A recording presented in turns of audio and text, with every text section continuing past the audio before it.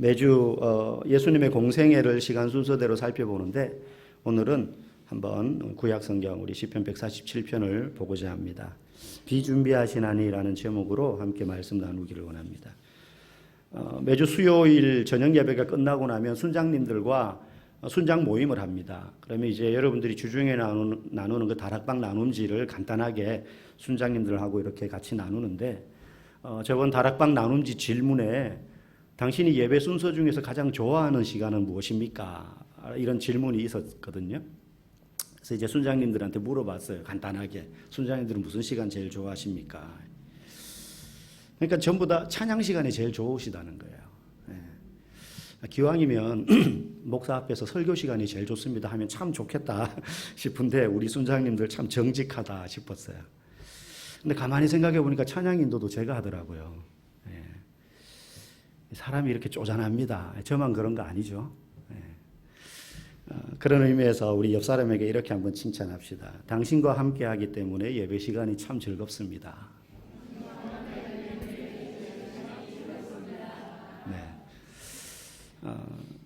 저도 찬양 시간이 참 좋습니다.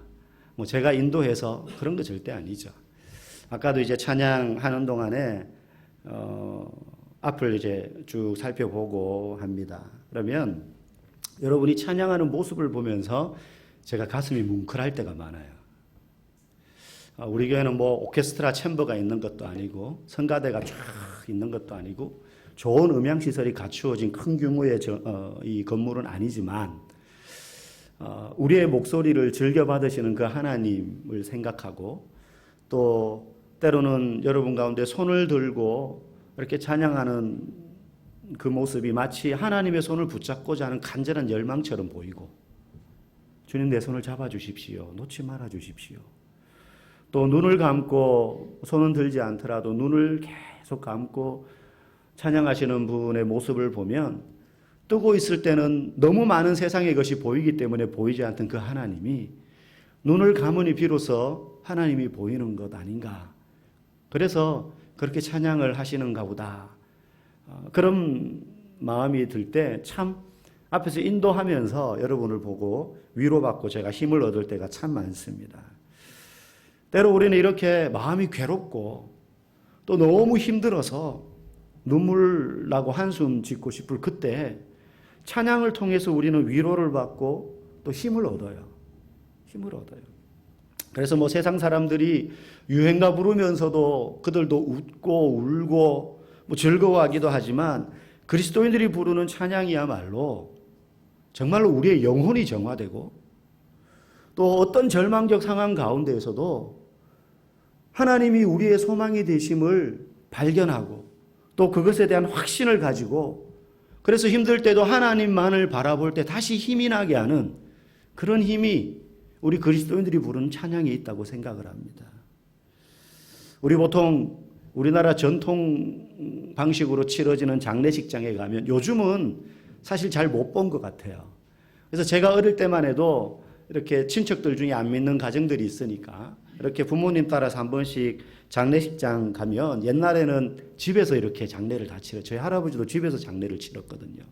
온 동네 사람들이 다 왔다 갔다 한 번만 오고 마는 게 아니고 두 번, 세 번도 오고 그렇게 해요. 그러면 상주들이 뭐 합니까? 이 허연 배옷을 입고 망건 쓰고 뭐 해요? 곡 합니다. 곡. 아이고 아이고 어릴 때는 2박 3일 3박 4일 정말 부모님 돌아가신 게 저렇게나 슬프구나 싶은데 나중에 몇 군데 다니다 보니까 이분들도 문상객들이 안 오면 힘드니까 쉬어요. 이렇게 쉬고 있다가 문상객 옵니다. 그러면 이제 일어나서 또 아이고 아이고 지팽이 들고 이렇게 곡소리를 합니다. 그런데 예수 믿는 사람은 장례식장에도 그럴 필요가 없어요. 제가 아이들한테 그런 우스개를 해요. 야, 아빠 나중에 죽어서 장례 치르면 밝고 힘찬 찬양을 틀어놔라. 댄스 음악도 괜찮다. 찬양. 뭐 율동곡 이런 거 괜찮다. 그냥 즐거운 찬양 틀어놔라. 여러분 우리가 예수 믿는 사람이 장례를 치를 때에도 사실 이 세상과 이별하는 거지만 천국에 입성하는 거잖아요. 천국에 입성하는 거잖아요. 우리 찬송가에도 있잖아요. 천국에서 만나보자 그날 아침 거기서 순례자여 예비하라 늦어지지 않도록. 하늘 가는 밝은 길이 내 앞에 있으니 슬픈 일을 많이 보고 늘 고생하여도 하늘 영광 밝음이 어두운 그늘 해치니 예수 공로 의지하여 항상 빛을 보도다. 죽으면 어둠이 아니라는 거예요. 이별이 아니고 끝이 아니라 찬란한 새로운 빛이 있는 곳. 얼마나 소망이 있고 희망이 넘치는 찬송입니까? 그죠? 이 세상 수고는 다 끝나고 이제 평안과 영원한 기쁨만 넘치는 광명한 진짜 내 나라, 진짜 우리 아버지의 집에 들어가기 때문에 비록 이 땅에 50년, 60년 살면서 그 관계 맺었던 사람들과 헤어지는 슬픔은 있지만 죽으면 그 슬픔 없어요. 남은 사람들이나 아쉽지. 그런데 이제 운명하는 사람은 더 큰 기쁨이 있는 거예요. 더 놀라운 즐거움이 있는 거예요. 찬양은 그런 겁니다. 그래서 육신의 이별 때문에 슬프지만 찬양을 통해서 새 희망을 가지는 거죠. 지금 비록 고난이 있지만 그것 때문에 고생스러워서 신세 한탄하는 찬양 어디에도 없어요. 우리도 아까 찬양 불렀지만 그런 찬양은 어디에도 없습니다. 그럴수록 오히려 장래의 희망과 소망을 기대하면서 간절히 부르는 게 그리스도인들이 부르는 찬양이에요. 왜요? 하나님이 우리의 소망이 되시기 때문에 그렇습니다. 하나님이 우리 모든 고난의 끝이 되기 때문에 그래요. 하나님이 우리의 영원한 삶의 시작점이 되시기 때문에 그래요. 오늘 우리가 읽은 이 시편 147편을 한 절 한 절 뜯어보면서 이 시편 기자가 지금 어떤 상황 가운데서 무엇을 찬양하고 있나, 그리고 그것이 저와 여러분의 찬양의 고백이 되기를 간절히 소망합니다. 우리 1절과 3절 말씀 앞에 보시고 한번 읽어보겠습니다. 시작. 할렐루야. 우리 하나님을 찬양하는 일이 선함이여 찬송하는 일이 아름답고 마땅하도다. 여호와께서 예루살렘을 세우시며 이스라엘에 흩어진 자들을 모으시며 상심한 자들을 고치시며 그들의 상처를 싸매시는도다. 아멘. 오늘 이 시를 쓴 시편 저자는 하나님을 찬양하는 일이 얼마나 아름다운 일인가 하면서 찬양을 하는데 제일 먼저 찬양하는 제목이 여호와께서 상심한 자를 고치시고 그들의 상처를 싸매신다고요. 여러분, 눈에 보이는 상처를 고치는 건 어렵지 않아요. 저도 지난 주일날 이제 월요일부터 세미나를 갔는데 주일날 저녁에 이렇게 운동을 하다가 허리를 약간 삐끗했어요. 웜업을 제대로 안 하고 하다 보니까 살짝 삐끗해서 세미나 가 있는 한 2박 3일 동안 그냥 좀 절절 매면서 앉았다 일어섰다 앉았다 일어섰다. 근데 와서 막 이렇게 스트레칭하고 병원 가서 약 먹고 하면서 지금 거의 이제 많이 좋아졌어요. 겉이 아픈 건 오히려 고치기 쉬워요. 근데 진짜 고치기 힘든 게 뭡니까? 내면의 상함이에요. 슬픔, 고통, 무너진 자존심. 내면의 상함은 어디가 다쳤는지 몰라요. 약도 없어요. 어떤 뛰어난 의사도 고칠 수 없어요. 그런데 하나님이 상심한 자를 고치시고 그 상처를 싸매신다는 거예요. 여러분, 이 시는요, 이스라엘 백성들이 70년 동안 바벨론의 포로로 끌려가 있다가 이제 포로에서 해방되어서 다시 자기 나라로 돌아오는 시기에 지어진 시예요. 근데 돌아와 보니 나라 잃은 슬픔 가운데 오랫동안 있었던 것도 힘든데 와서 보니 도시가 다 허물어져서 폐허가 되어 있는 거예요. 살던 집들은 온데간데 없는 겁니다. 그러니 그 마음이, 몸은 멀쩡한데 마음이 상심한 거예요. 다 무너지는 겁니다. 다 무너지는 거예요. 텅 비어버린 그 내면을 누가 채우신다는 거예요? 여호와 하나님이 채우시더라는 거예요. 여호와 하나님이 채우시더라는 거예요. 그래서 그 하나님을 찬양합니다.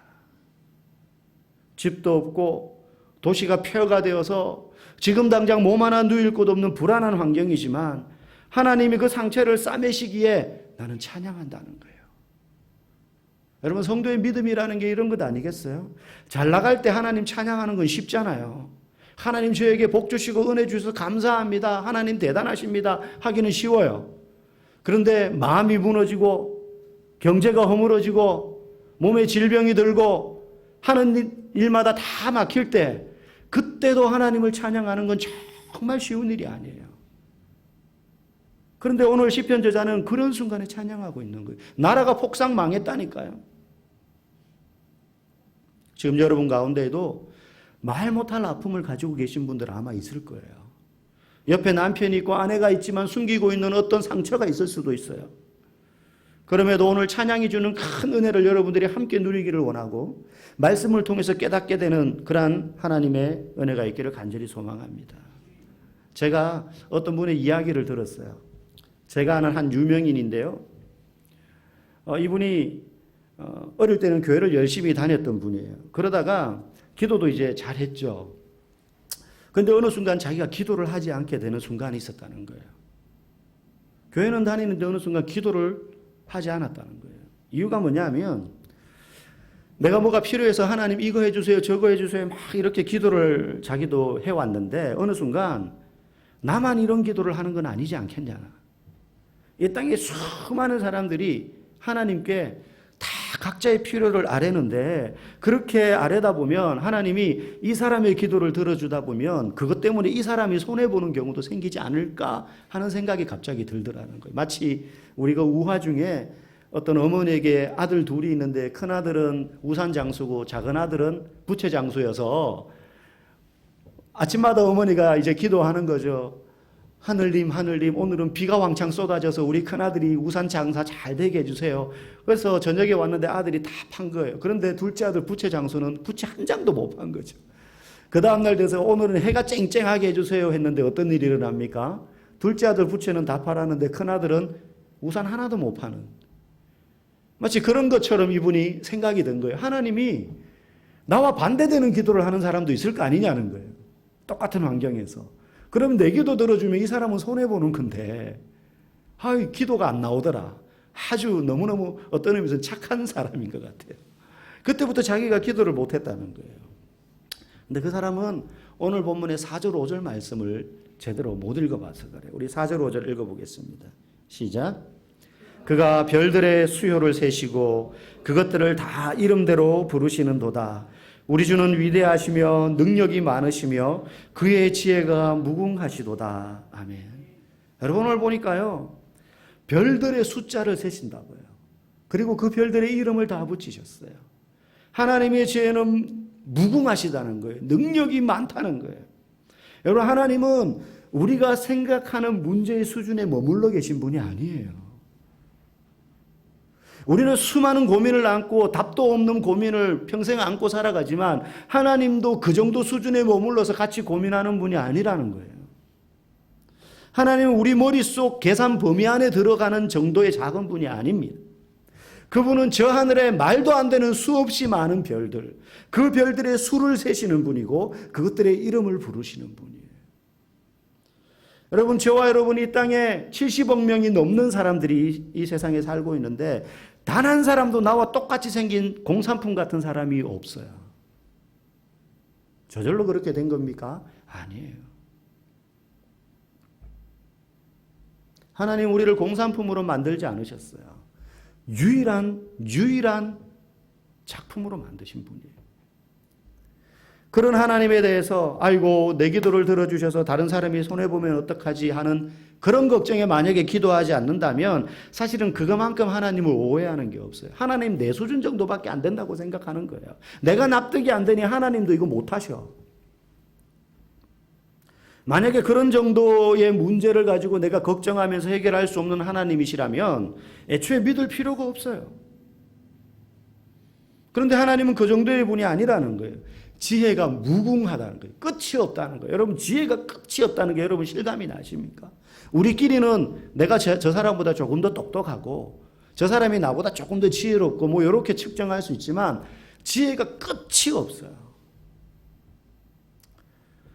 지난주에 우리 학생들이랑 청년들이랑 기초 성경 공부 이제 매주 나누면서 지난주에 이 우주가 얼마나 넓은지 아냐? 이걸 이제 잠깐 나눴어요. 이 우주가 얼마나 넓은지 아냐? 현재 인류가 최고의 과학기술로 만든 가장 멀리 볼 수 있는 망원경, 전체 망원경으로 관찰한 우주의 거리가 지금 우리가 있는 데서부터 400억 광년이 떨어져 있는 곳이에요. 여러분 400억 광년이면 빛의 속도로 400억 년을 가야지 거기에 다다른다는 거예요. 빛이 1초에 30만 킬로미터를 가거든요, 시속. 그 속도로 400억 년을 가야 거기가 있는 거예요. 망원경으로 거기까지 봤어요, 우리 인류가 지금. 근데 그게 끝이냐? 아니에요. 우리가 볼 수 있는 곳이 지금 과학기술로 그 정도까지지 어디가 끝인지 몰라요. 아니, 끝은 둘째치고 400억 광년도 이거 우리의 상상 속의 거리로도 너무너무 먼 거리잖아요. 그런데 하나님의 지혜는 끝이 없다는 거예요. 보이지 않는다는 거예요, 끝이. 그러니 우리가 이러저런 일로 살면서 이건 답이 없다. 이건 답도 없어. 막 그럴 때 답이 없기는 왜 없어요? 우리한테 답이 없지 하나님께는 답이 있어요. 하나님은 언제나 우리의 인생의 문제에 답이 되셔요. 동서남북 사방 다 막힌 곳, 앞뒤 위아래 어디에도 갈 곳 없는 것 같지만 하나님은 그 어느 곳에 구멍을 내셔서라도 우리가 살 길을 찾아내시는 분이세요. 찾아내시는 분이세요. 하나님은 언제나 우리의 인생에 해답이 되시는 분이신 줄 믿습니다. 중요한 건 그 답을 하나님의 때에 맞게 우리에게 주신다는 거예요. 여러분 농부가 이렇게 일을 하는 거 보면 참 하는 일 많지 않습니까? 우리 여기 앞에 보면 우리 교인들이 가꾸는 텃밭도 있지만 이렇게 인근 주민 두 분이 노부부 두 분이 이렇게 텃밭도 가꾸세요. 여기 보면 예쁘게 잘 가꾸는. 어제 제가 아침에 교회 왔는데 제가 퇴근할 때까지 하루 종일 두 분이 일을 하시더라고요. 보니까 마늘인지 양파인지 뭔지 뽑으시는 것 같아요. 하루 종일 하시더라고요. 일을 쭈그리고 앉아가시고. 여러분 농부가 얼마나 많은 일을 합니까? 저 맨땅을 일굴 때 풀을 뽑고 돌을 골라내고 골을 파고 씨앗을 심습니다. 그리고 자라면 벌레도 잡고 약도 치고 또 풀을 뽑고 그 다음 되면 또 풀을 뽑고 하나부터 열까지 농부의 손이 가지 않으면 저 작물이 저렇게 자랄 수가 없어요. 그런데 농부가 못하는 게 딱 하나 있어요. 그게 뭐냐면 비를 내리게 하는 거예요. 비를 내리게 하는 거예요. 구름을 몰고 올 수도 없고 바람을 불게 하지도 못해요. 농부가 하는 일 무수하게 많지만 그거 다 땅에서 농부가 하는 일이에요. 정말 중요한 거 하늘에서 내려야 될 비, 하늘이 하는 일, 그거 농부가 할 수 없어요. 누가 합니까? 하나님만이 하실 수 있어요. 그래서 농부가 그렇게 땅에서 열심히 일을 하지만 하나님이 하늘에서 구름을 몰고 오셔서 비를 내리실 때라야 그게 결실을 맺는 거예요. 우리의 최선의 열심과 하나님의 은혜가 함께 할 때 놀라운 결실을 우리의 인생에서 맺게 되는 것입니다. 심지어 그 비도 하나님이 하나님의 때에 내리게 하시는 거예요. 이왕 올 거 우리 뜻대로 우리 계획대로 오면 좋은데 하나님의 뜻에 맡겨 오는 거예요. 여러분 우리의 삶에도 이런 일들이 많습니다. 얼마나 많은지 몰라요. 이 땅에서 우리도 정말 인생이라는 밭을 일궈가요. 내 삶의 터전에 있는 그 돌들을 골라내고 잡풀들을 뽑고 병해충들이 생기지 않도록 벌레를 잡고 약을 치고 여러분 이게 뭐예요? 우리가 정말 열심히 일해서 돈을 벌고 아이들을 키워내면서 밤잠을 못 자고 아픈 것도 참아가면서 위장병도 견뎌가면서 그렇게 우리의 삶이라는 밭을 열심히 우리가 일궈가잖아요. 학생은 학생대로 부모는 부모대로. 예전에 제가 다른 교회에 있을 때 어떤 성도분이 저에게 이렇게 말씀하시더라고요. 목사님 애들은 어떻게 저렇게 얌전하고 예쁘게 잘 자랐어요. 정말 저렇게 순한 애들은 키우는 동안 정말로 쉬웠겠어요. 힘 하나도 안 들게 키웠겠어요. 그러시더라고요. 제가 그 말을 듣고 욱하는 마음에 못 참고 당신이 한번 키워봐라. 4명 키우는 게 쉬운가? 라고 욕을 할 뻔했어요. 욕을 할 뻔했어요. 저희 애들 참하다고 칭찬해 주신 거겠죠, 당연히. 여러분 1명이든 4명이든 애 키우는 게 장난입니까? 여기 자녀가 1명인 분도 계시고 3명인 분도 계시고 2명도 있고 저희들처럼 4명인 분도 계신데 여러분 1명이든 4명이든요 힘들어요. 제일 키우기 쉬운 애가 누군지 아세요? 남애예요. 남애. 내가 안 키우니까 얼마나 쉬워요. 이렇게 하세요. 저렇게 하세요. 애들 그렇게 하면 안 돼요. 그렇게 가르치면 안 돼요. 얼마나 쉬운데 자기 집에는 엉망이에요. 엉망. 남의 애가 제일 키우기 쉬운 거예요. 여러분 우리가 그렇게 힘들어가며 애들 키우고 엄마 아빠가 고생하는 게 다 너희들 때문이야 그러면서 막 힘들게 우리의 인생의 밭을 가꾸는데 여러분 우리의 살림이 그만큼 좋아지고 있습니까? 여러분 우리가 경제적으로 힘들고 우리의 살림의 밭이 척박한 게 내가 열심히 안 살아서 그런 거 아니잖아요. 정말 열심히 살거든요. 우리가 이 땅에서 정말 애쓰고 수고하지만 뭐가 필요합니까? 하늘에서 비가 내려야 돼요.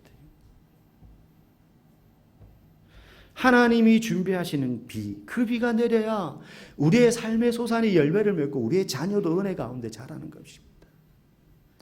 오늘 8절 말씀 한번 읽어봅시다. 시작. 그가 구름으로 하늘을 덮으시며 땅을 위하여 비를 준비하시며 산에 풀이 자라게 하시며. 구름으로 하늘을 덮으시는 거 농부가 못해요. 땅을 위하여 비를 준비하시는 하나님. 여러분 우리의 삶에 비가 언제 필요해요? 우리의 마음이 메말라 있을 때. 땅이 촉촉하면 굳이 비 안 내려도 돼요. 그런데 우리의 마음이 강팍하여져서 메말라 있을 때. 이게 여러분 막 나쁜 짓 하고 하나님이 싫어하는 삶을 살고 그럴 때 우리의 마음이 강팍해지는 것만이 아닙니다. 정말로 가물어 메마른 땅에 아무리 기계로 물을 대더라도 하늘에서 비가 내려야 돼지가 숨을 쉬는 것처럼 쩍쩍 갈라져 있는 우리의 마음, 그럴 때가 있어요. 우리의 마음이 언제 쩍쩍 갈라지고 강팍해지냐?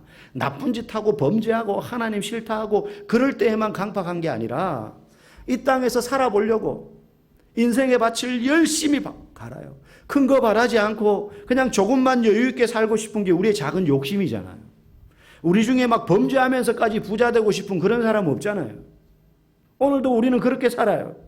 그런데 그렇게 사는 게 여간 힘든 일이 아니어서 내 생각은 그렇지 않은데 내 관심은 하나님 나라보다는 내 나라, 하나님의 밭보다는 내 인생의 밭, 이웃에 대한 관심보다는 내 문제에 더 신경 쓰면서 살다 보니 내 마음이 하나님으로부터 어느새 점점 멀어진 삶을 살고 있는 나 자신을 발견하는데 그 마음이 강팍해져 있는 마음이라는 거예요.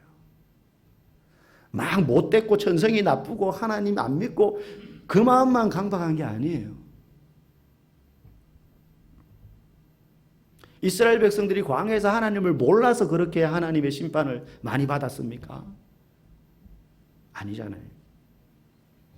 그렇게 내 마음이 쩍쩍 갈라져서 마치 아무리 세상의 방법으로 물을 갖다 대더라도 채워지지 않는 메마른 심령이 어느 순간 돼버린 나. 그런 내가 보일 때 우리는 아는 거죠. 내 마음이 갈라졌구나. 내 심령이 지금 강팍해졌구나. 내 마음이 말랐구나. 돈이 없어서가 아닙니다. 건강이 없어서가 아닙니다. 하나님으로부터 멀어져 있는 그 순간 우리의 마음에 구름을 몰고 오셔서 내리시는 하나님의 비가 필요한 거예요. 하나님이 구름을 준비하셔서 하늘을 덮으십니다. 그리고 땅을 위하여 비를 준비하시고 그 비가 내릴 때 비로소 풀이 자라는 거예요. 열매가 맺히는 거예요. 우리는 당장 돈 주시고 당장 병 고쳐주시고 당장 사업이 일어나기를 기대하지만 하나님은 우리가 당장 눈앞에 그 열매만 먹기를 원하는 게 아니라 그 일을 이루기 위하여 일하시는 하나님을 끊임없이 쳐다보기를 원하세요. 여러분 믿음은 거기서 판가름 나는 거예요. 덜컥 떨어지는 열매를 우리가 받아 먹는다고 해서만 믿음이 아니라 언제 내릴지 모르는 그 하늘을 바라보며 그 비를 기다리면서 어떤 절망적인 상황에도 그 시선을 하나님으로부터 다른 곳으로 돌리지 아니하는 자의 믿음. 하나님이 우리에게 보기 원하시는 모습은 그런 모습이에요. 여러분, 저도 개척을 한 이후에 그 전에도 마찬가지지만 살면서 제 삶과 사역과 내면에 많은 어려움들이 있었습니다. 하나님께 기도할 때 그때마다 참 귀한 응답들을 받았습니다. 그런데 참 재밌는 건 제가 원하는 시기에 오는 응답은 단 한 번도 없더라고요.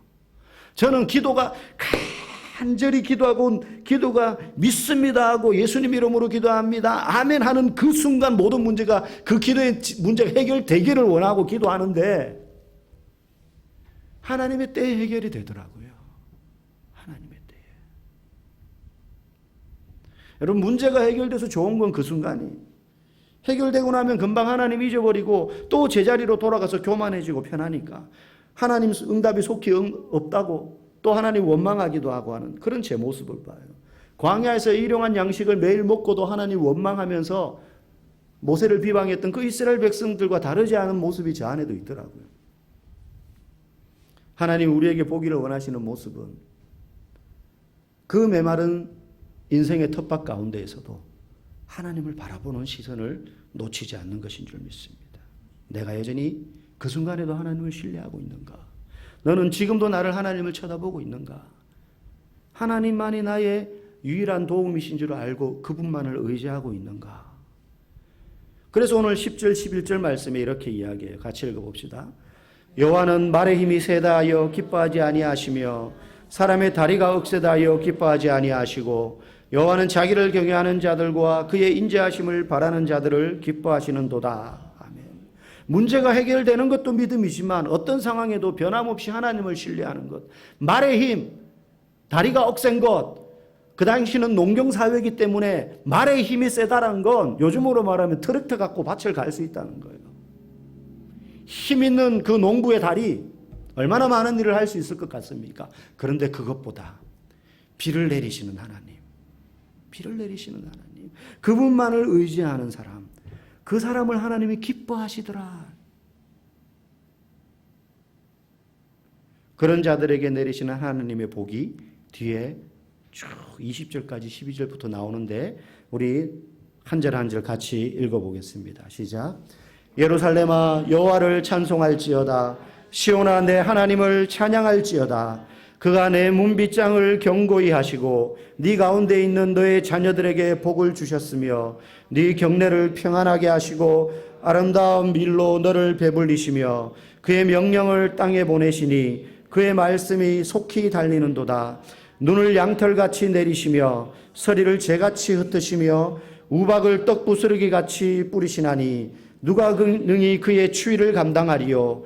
그의 말씀을 보내사 그것들을 녹이시고 바람을 불게 하신즉 물이 흐르는도다. 그가 그의 말씀을 야곱에게 보이시며 그의 율례와 규례를 이스라엘에게 보이시는도다.